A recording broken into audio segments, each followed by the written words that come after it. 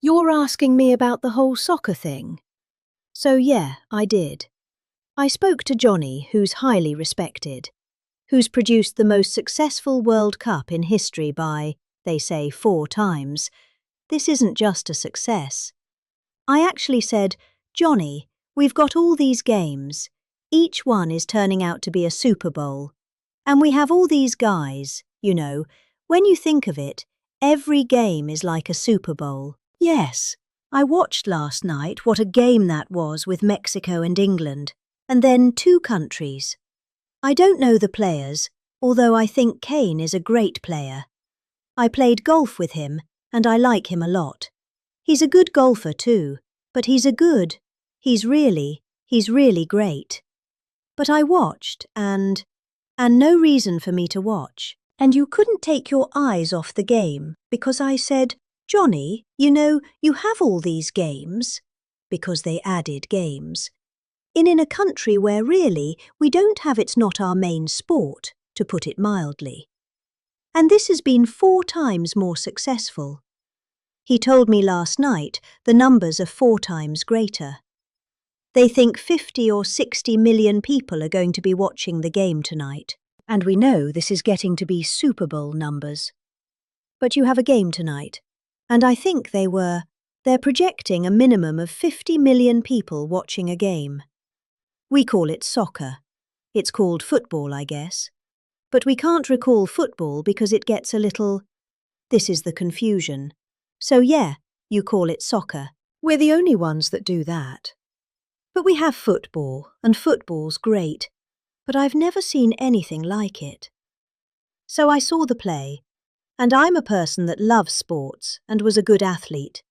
And I understand sports really well. And that wasn't a foul. That wasn't even an infraction. That was 2 guys running full speed that happened to crash into each other.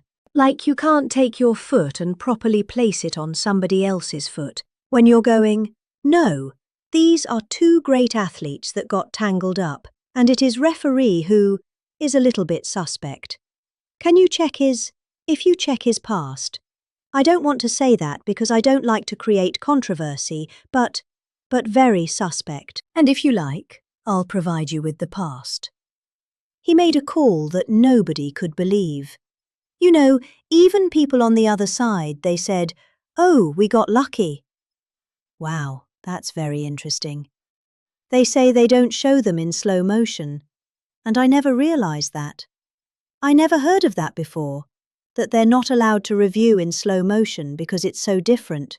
Because you'll take 1 little quarter of a second, and you'll see that a hand is touching, and that could you see something. Whereas when you see it in fast motion, it will look like 2 guys collided, which is really what happened. They got that sort of entangled. He didn't do anything well, and he's our best player, or one of our best players, a very vital part. And he gave him a red card. I didn't know what that meant. I didn't think it meant much. Then I started hearing that means he can't play in the next game. At least the next game. I said, boy, that's a big, it happened to another player. It would have been unfair. But when they take your best player, or just about, they have some great players, and they say you can't play, that's very unfair. That's, it's one thing to penalise somebody for the game, but how do you penalise him for a game that hasn't been played yet is very unfair. You can't do that. So yes, I asked for a review by FIFA.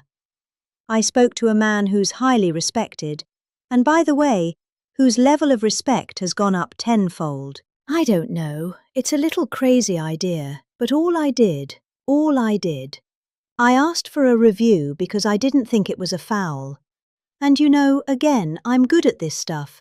I didn't think it was a foul. I thought it was 2 great athletes that crashed into each other and got entangled.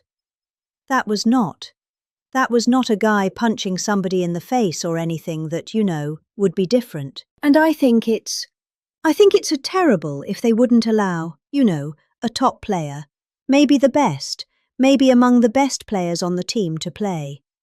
I think it would have had a big stain. And I related just that. I didn't tell them what to do. I can't tell them what to do, but... And I don't believe he made the decision. I think it was a committee that made the decision. And they made the right decision. Because number one, it wasn't a foul. And you want to see a game with your best players. You don't want to say, how would you feel if I took, we take Messi out. He ran into somebody. We took Ronaldo. Ronaldo, he bumped into somebody. We're going to take you out of the game. He's great.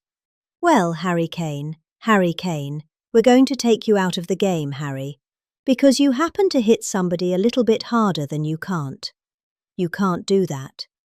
If you would have taken him out, I think it would have really stained this incredible champ.